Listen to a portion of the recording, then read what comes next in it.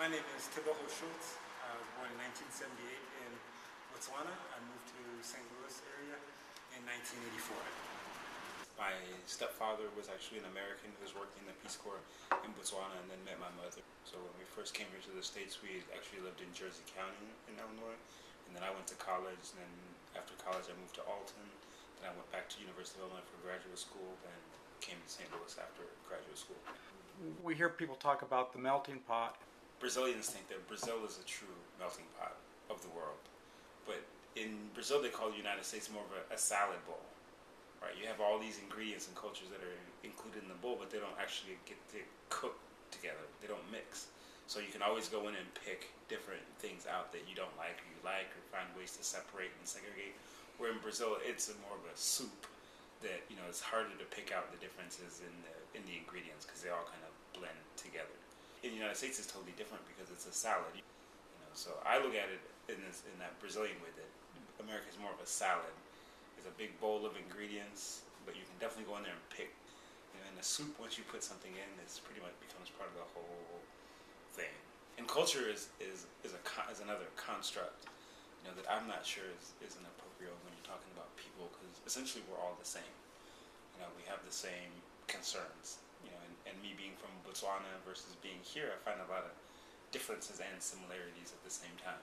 Because it's just people trying to deal with whatever they're dealt and trying to put a roof over their heads and live their life.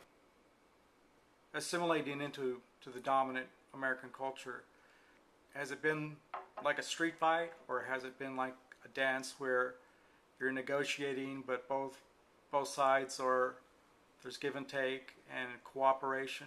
It's at the borders and at the fringes, it's always a street fight, because it's one dominating the other, and that's always been the American metaphor.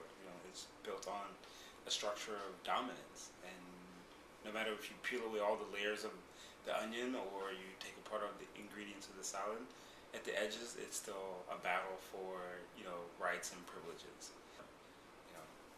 So internally, it's a dance, because you're always dealing with your own mental makeup and your own mental constructions and your own personal experience. My experience of coming here to the States, I was a kid, I was 6, and I arrived from Botswana kind of very young, so I went to elementary school here, and I reflect on my elementary school as very positive. But I do remember, one of the most shocking experiences is still the same experience that I think most African Americans have, is that even though I was young and I hadn't been exposed to African American culture on a whole, or American culture as a whole, it was still a small town, that the one half of a chapter of your social studies book that was dedicated to slavery always bothered me. That was the entire sum total of a group of people's experience. And it wasn't until I really got to college, and even into college, like junior, senior year, where I started to even look at, America is this salad. It's not this place that I carry with me from Botswana, where everyone is living a good life, and the roads are not paved with opportunity, but they're really paved by a lot of struggle and a lot of street fights.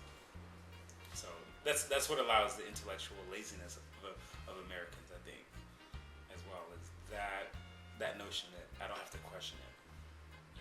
I'm with the us. If you're not with us, then you're obviously with the them. And you can stay over there with your with your themness. So I don't know if that addresses it, but that's pretty much in a nutshell what I think.